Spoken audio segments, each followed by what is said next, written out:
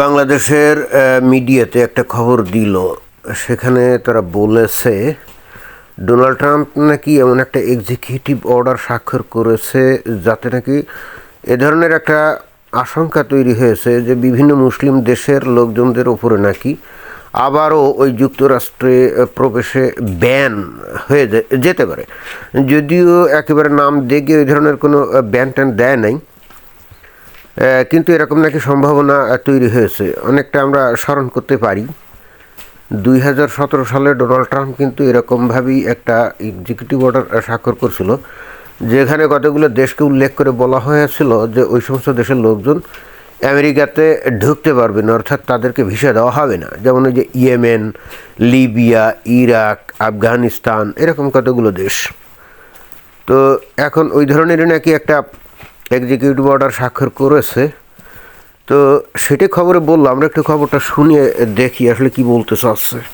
মার্কিন president Donald Trump একটি নির্বাহী আদেশে সই করেছেন, যা মুসলিম প্রধান দেশগুলোর উপর আবারও ভ্রমণ নিষেধাজ্ঞা আসতে পারে বলে আশঙ্কা করছেন অধিকার কর্মীরা। তার অর্থ এখনো ব্যান, কোনো দেশের নাম উল্লেখ করে, কোনো মুসলিম দেশের নাম উল্লেখ করে এখনো ব্যান এই ধরনের কোনো নির্বাহী আদেশ স্বাক্ষর করে নাই, আশঙ্কা করা হচ্ছে। তো বিষয়টা আসলে কি, মানে কেন আশঙ্কা করা হচ্ছে দেখি, পরিষ্কার করে একটু শুনি।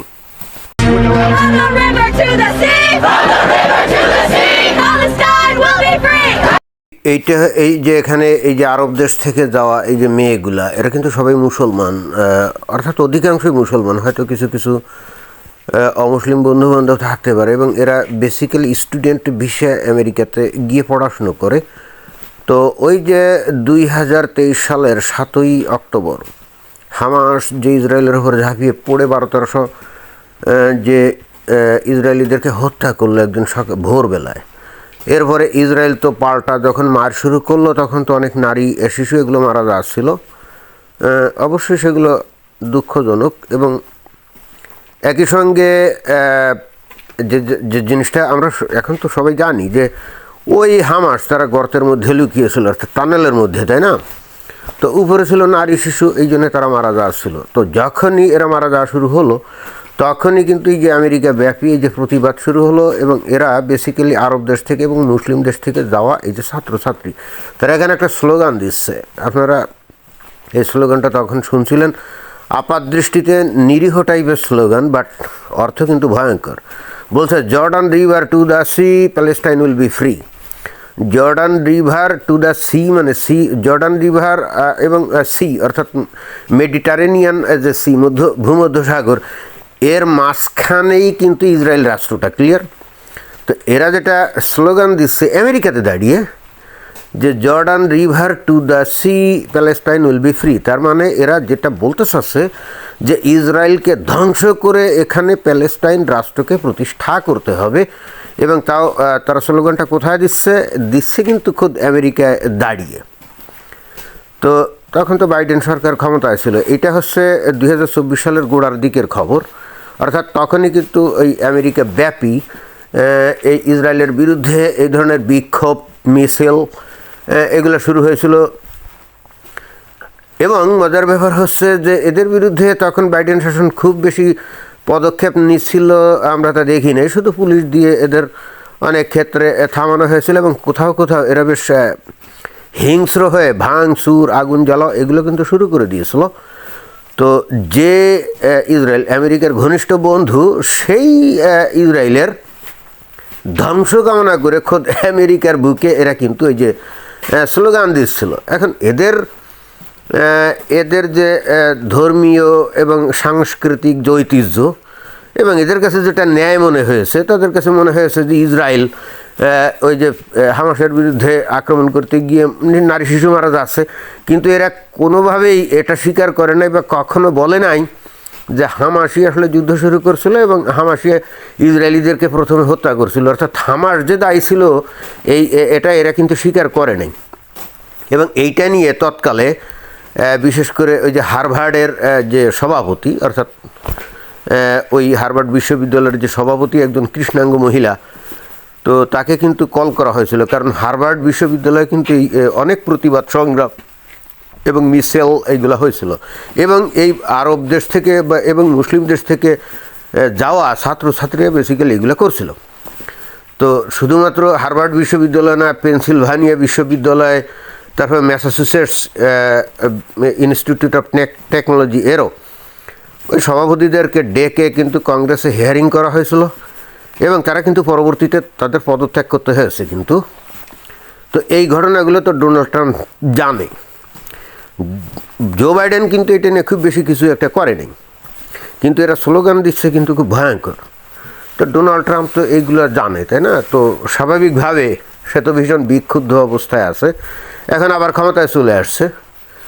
ডোনাল্ড ট্রাম্পের বক্তব্য হলো, এটা এত বড় উদ্ধত হয় কি করে আমার দেশে এসে আমার দেশের পরম মিত্র ইসরায়েলের ধ্বংস কামনা করে এরা মিছিল মিটিং করে, এরা আমেরিকা এসে আমেরিকার গণতন্ত্র এবং বাক স্বাধীনতাকে ব্যবহার করে এরা অন্য দেশের ধ্বংস কামনা করে, অথচ এরা যে সমস্ত দেশ থেকে আসছে, অর্থাৎ যে সমস্ত মুসলিম দেশ থেকে আসছে, সেখানে তো এদের এগেনস্টে একটা কোনো কথা বলা যায় না। তো এরা নিজেদের দেশে কোনো গণতন্ত্র দিবে না, কোনো বাক স্বাধীনতা দিবে না, অথচ আমেরিকাতে এসে আমেরিকার গণতন্ত্র আর বাক স্বাধীনতাকে ব্যবহার করে এরা একটা দেশের ধ্বংস কামনা করছে। তো এইটা তো চলতে দেওয়া যায় না। ডোনাল্ড ট্রাম্প তো ওই জো বাইডেন অথবা ডেমোক্র্যাটদের মতো না, ওরা তো ওই পলিটিক্যাল কারেক্টনেসের কারণে কে কোথায় কি মনে করে এই চিন্তাভাবনা করে ডেমোক্র্যাট যে দলীয় রাজনীতিবিদ বা যারা কেরিয়ার পলিটিশিয়ান তারা কথা বলে। ডোনাল্ড ট্রাম্প তো কেরিয়ার পলিটিশিয়ান না, সে পলিটিক্যাল কারেক্টনেসকে একেবারে লাথি মেরে রেখে দিয়েছে। তার কাছে মনে হয় যে এইটা ঘটনা, এটা সত্য, সে ডাইরেক্টলি বলে। তার কাছে মনে হয়েছে যে এইখানে মুসলিম ছাত্রছাত্রীরা এই আমেরিকায় এসে ভয়ঙ্কর অন্যায় করছে এবং এদের এই আমেরিকা আসার কোনো সুযোগ নেই। আমেরিকা এসে আমেরিকার ধ্বংস কামনা করে, আমেরিকা এসে আমেরিকার বন্ধুর ধ্বংস কামনা করে, এই ধরনের বাক স্বাধীনতা আর গণতান্ত্রিক অধিকার এদের কোনোভাবেই দেওয়া যায় না। আর দেওয়া যেতে পারে যদি তাদের দেশে এই সুযোগগুলো দেওয়া হয়, কিন্তু তাদের দেশে তো কোনো সুযোগ সুবিধা দেওয়া হয় না, তাই না? তো ডোনাল্ড ট্রাম্প কিন্তু এমনি খ্যাপে নেই, বুঝতে হবে। এখন এই যে নতুন এক্সিকিউটিভ অর্ডার, আমি জানি না আসলে কি স্বাক্ষর করছে না করছে, আমরা খবর থেকে আরেকটু শুনি। শুধু ভ্রমণ না, ইতোমধ্যে যুক্তরাষ্ট্রে বৈধভাবে অবস্থান করছেন এমন ব্যক্তিদের বিশেষত ইসরায়েলের গণহত্যার বিপক্ষে ও আন্তর্জাতিক শিক্ষার্থীদের দমন করার জন্য ব্যবহার করা হতে পারে এই আদেশ। খবরটা এমনভাবে বললো, বুঝলাম না। ইসরায়েলের গণহত্যার বিপরীতে বা বিপক্ষে বলতে আসলে কি বুঝালো? যে ইসরায়েল যে গণহত্যা চালিয়েছে সেটাই, না ইসরায়েলের ওপর যে গণহত্যা চলেছে সেটাই, বুঝলাম না। তবে অবশ্যই ইসরায়েল যে ওই পাল্টা আঘাত হানছিল হামাসের ওপর, তখন তো অনেক লোকজন মারা গেছিলো, এটাকেই আসলে গণহত্যা বলে বলার চেষ্টা করছে।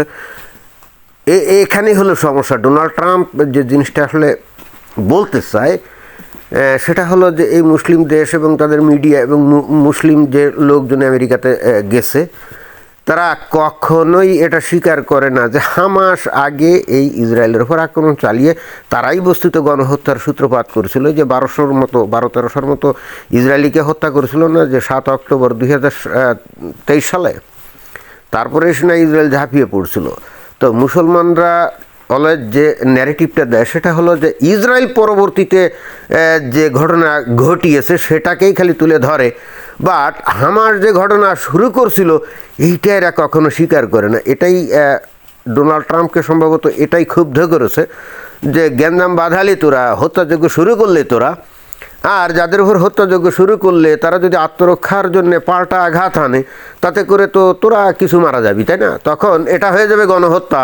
আর তোরা যেটা শুরু করলি ওই যে 7 অক্টোবর, সেটা গণহত্যা হয় না। তো তোদের মতো এক চোখা লোক আমাদের আমেরিকাতে দরকার নেই। মনে হয় ডোনাল্ড ট্রাম্প ঠিক এরকম একটা কোনো ন্যারেটিভ খাড়া করতে চাচ্ছে এবং তার ভিত্তিতে কোনো আইন করতে চাচ্ছে। আমার কাছে এটাই মনে হচ্ছে।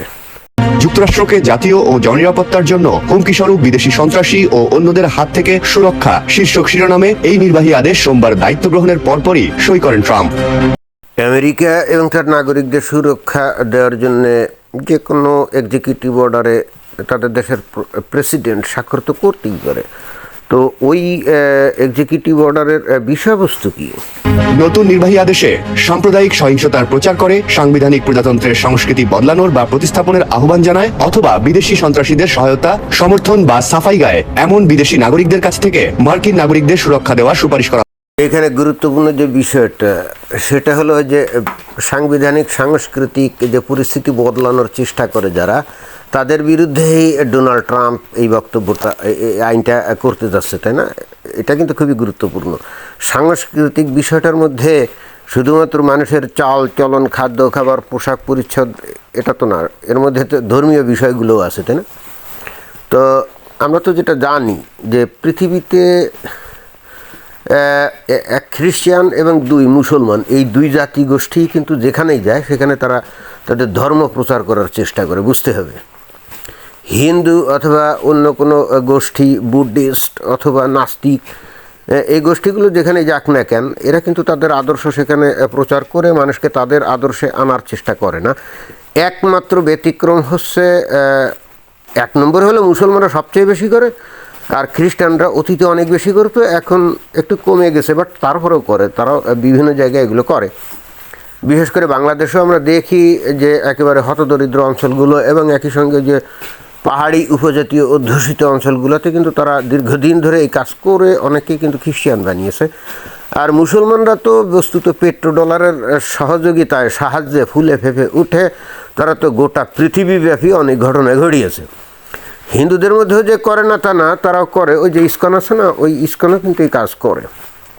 তো যাই হোক, এখানে কোনো নির্দিষ্ট ধর্মের নাম উল্লেখ করে নেই, বাট সাংস্কৃতিক যে পরিচয় এইগুলোকে উচ্ছেদ করে ওই আমেরিকাতে গিয়ে যদি তাদের নিজস্ব সাংস্কৃতিক কর্মকাণ্ড ওখানে প্রচার করে মানুষকে উদ্বুদ্ধ করে তাদের দলে নিতেছে। অন্য কথায় ওই যে আমরা জানি যে বিভিন্ন দেশের মুমিন মুসলমানরা আমেরিকাতে যায়, গিয়ে তারপরে সেখানে আমেরিকান লোকজন যেহেতু তারা অত ধর্মকর্ম করে না, অনেক সময় ফ্রাস্ট্রেটেড থাকে, টেনশনে থাকে, তো তাদের কাছে ওই যে ধর্মের কথাটা বলে, তাদেরকে মিষ্টি মধুর কথা বলে অনেক সময় তাদেরকে কনভার্ট করে না। তারা তো আর আসলে ধর্মের ব্যাপার বা ইসলাম ধর্মের ব্যাপার অত কিছু বোঝেও না। তারা তো চিন্তা করে তাই নাকি, মজা নাকি। বিশেষ করে ওদের ওই যে জেলখানাগুলোতে নাকি এই মুসলিমরা নাকি অনেক বেশি সফল, অর্থাৎ জেলে যারা যাবজ্জীবন কারাদণ্ডপ্রাপ্ত বা দীর্ঘদিন কারাদণ্ডপ্রাপ্ত, তাদের কাছে এই সমস্ত বাণী দিয়ে তাদের কনভার্ট করা খুব সহজ। তো যাই হোক, মোদ্দা কথা হচ্ছে এই ধর্ম প্রচার করে সেখানে এই যে তাদের সাংস্কৃতিক পরিচয় মুছে ফেলা এবং আসলে ভিতর থেকে এই আমেরিকান সমাজকে ধ্বংস করার এই যে প্রক্রিয়া, যেটা কিন্তু আজকের না, এগুলা কিন্তু ওই যে 1928 সালে হাসান আল বান্না মুসলিম ব্রাদারহুড তৈরি করেছিল না মিশরে, কায়রোতে। তো তার কিছু ধারা উপধারা ছিল এবং সেখানেই কিন্তু এই বিষয়গুলো আছে যে সুকৌশলে অমুসলিম সমাজে ঢুকতে হবে, তারপরে ইসলামের বাণী তাদের কাছে যে কোনোভাবেই হোক, সত্য মিথ্যা যে কোনো কায়দায় প্রচার করতে হবে, এবং তারপরে তাদের সমাজের ভিতরে থেকে তাদের সেন্স করে সমাজটাকে পাল্টে ফেলতে হবে এবং নিজেদের অনুকূলে নিয়ে আসতে হবে। এটা কিন্তু আজকের বিষয় নয়, 100 বছর আগেকার কথা। তো এখন এই ডোনাল্ড ট্রাম্প বিষয়টাকে সিরিয়াসলি নিয়েছে, যেটা আমার কাছে মনে হচ্ছে। অতএব এখন থেকে এই মুমিন মুসলমানদেরকে তো মনে হয় একটু সাবধান হতেই হবে, তাই না? আর যারা খ্রিস্টান ধর্ম প্রচার করে তাদের জন্য তো আর আমেরিকায় কোনো সমস্যা না, কারণ ওটা তো আসলে বলতে গেলে খ্রিস্টান দেশ, যদিও অবশ্য বিশাল সংখ্যক মানুষ খ্রিস্টান ধর্ম অনুসরণ করে না, বাট তারপর একটা খ্রিস্টান দেশ এবং ওখানে ইভাঞ্জেলিক্যাল খ্রিস্টানরা ভীষণ শক্তিশালী। তো ওদের দেশের সিংহভাগ নাগরিক যে ধর্ম পালন করে সেটা তো প্রচার করতেই পারে, ওখানে তো আর কোনো চেঞ্জের বিষয় আসছে না। বাট মুসলিমদেরকে টার্গেট করছে। এখন বোঝা যাচ্ছে যে মিষ্টি কথা বলে তারপরে আমেরিকার মধ্যে ঢুকে তারপরে তাদের তাদের ধর্মের অনেক আসল ঘটনাকে লুকিয়ে মিষ্টি মধুর সুগার কোটেড কথাবার্তা প্রচার করে মানুষদেরকে ওই কনভার্ট করা, এই সমস্ত ডোনাল্ড ট্রাম্প সহ্য করবে না মনে হচ্ছে। তবে হ্যাঁ, মুমিন মুসলমানরা যদি তাদের ধর্মের আসল কথাগুলো প্রচার করে তাহলে খুব সমস্যা হবে, আমার তা মনে হয় না। কিন্তু সমস্যা হচ্ছে এরা তো সুগার কোটেড কথাবার্তা বলে, তাই না? যেমন আজকে দেখলাম যে জামাত ইসলামের এক, যেমন বাংলাদেশে আমরা দেখি জামাত ইসলামের আমির এই যে ডাক্তার শফিকুর রহমান, সে সংখ্যালঘুদেরকে কি পরিমাণ মর্যাদা দেওয়া হবে, তাদের কত কিছু করা হবে, সাম্প্রতিককালে বলছে না। তারা বাংলাদেশে ইসলামী শাসন কায়েম করতে চায়। ইসলামী শাসনের মধ্যে সংখ্যালঘুদের এই ধরনের মর্যাদা দেওয়ার কোনো বিষয় টিষয় আছে নাকি? কোরআন হাদিসে কি এই ধরনের কোনো বিষয় আছে? সূরা তাওবার ওই যে 5 নম্বর আয়াত, তো সেখানে তো স্পষ্ট বলাই আছে, তাই না, যে কি তাদের সাথে কি আচরণ করতে হবে, যে নিষিদ্ধ মাস অতিক্রান্ত হলে মুশরিক মানে হিন্দুদেরকে যেখানে পাও সেখানে হত্যা করো, তবে যদি তারা ইসলাম কবুল করে তাহলে তাদের রাস্তা ছেড়ে দাও। তো এই হলো বিধান। এখন সেখানে ডাক্তার শফিকুর রহমান যদি মিষ্টি সুগার কোটেড কথাবার্তা বলা শুরু করে, আর অমুসলিমরা যদি এই ইসলাম ধর্ম ভালো করে জানে শোনে, তাহলে বিষয়টা কেমন দাঁড়ালো? মনে হচ্ছে ডোনাল্ড ট্রাম্প খুব ভালো করে এখন জানে, অথবা তার লোকজন তাকে খুব ভালো করে জানিয়েছে আসল বিষয়টা কি, অর্থাৎ মুসলমানদের মনের মধ্যেকার গোপন এজেন্ডাগুলা কি, এটা সম্ভবত ভালো করে উপলব্ধি করছে, এবং সেই জন্যই বস্তুত এটা সতর্কতা হিসাবে এই এক্সিকিউটিভ অর্ডার স্বাক্ষর করেছে। এবং আমি যতটা জানলাম তাদের কর্মকর্তাদেরকে নির্দেশ দিয়েছে যে কোন কোন দেশের লোক আমেরিকাতে গিয়ে খুব বেশি ধর্ম প্রচারের কাজে লিপ্ত থাকে এবং কোন দেশ থেকে আমেরিকাতে ফান্ড যায় এই ইসলাম ধর্মের প্রচার প্রসারের জন্য, বিশেষ করে মসজিদ বানানো, এবং কোন দেশের লোকজন মসজিদে বেশি পড়ে থাকে, মিটিং সিটিং করে, সম্ভবত সার্ভেইল্যান্স অনেক বেড়ে যাবে। এবং তার কর্মকর্তাদের নির্দেশ দিয়েছে এই ধরনের কতগুলো দেশ তারা যেন বেছে বের করে। এখন দেখা যাক কী হয়, কোন কোন দেশ তাদের তালিকাভুক্ত হয় আমরা ঠিক জানি না। বাট আমি আবারও বলছি, ডোনাল্ড ট্রাম্প কিন্তু পলিটিক্যাল কারেক্টনেস বোঝেন তো, যে যেমন ধরেন যে এই ব্রিটেন কিন্তু পলিটিক্যাল কারেক্টনেসের ভয়ঙ্কর শিকার। সেখানে পাকিস্তানি মুসলমানরা ওখানে গ্রুমিং গ্যাং করে অল্প বয়সী মেয়েদেরকে ধরে ধরে নিয়ে বা প্রলোভন দিয়ে তাদেরকে রেপ করে, কিন্তু যখন পুলিশের কাছে এই বিষয়গুলো ব্যাপকভাবে রিপোর্ট হয় এবং তারা যখন দেখে এগুলো সবই পাকিস্তানি মুসলমান, তখন তারা নাকি এটার কোনো তদন্ত ঠিকমতো করে নাই এবং এটার কোনো বিচার করে না। কারণ যদি করে তাহলে এখানে ওই শুধুমাত্র একটা গোষ্ঠীর নামে বিষয়টা চলে আসবে, এটা রেসিস্ট হয়ে যেতে পারে এই ভয়ে। চিন্তা করে দেখেন, তাদের দেশের নারীগুলো রেপ হচ্ছে, অল্প বয়সী মেয়েগুলোকে রেপ করছে এই পাকিস্তানি মুসলমান।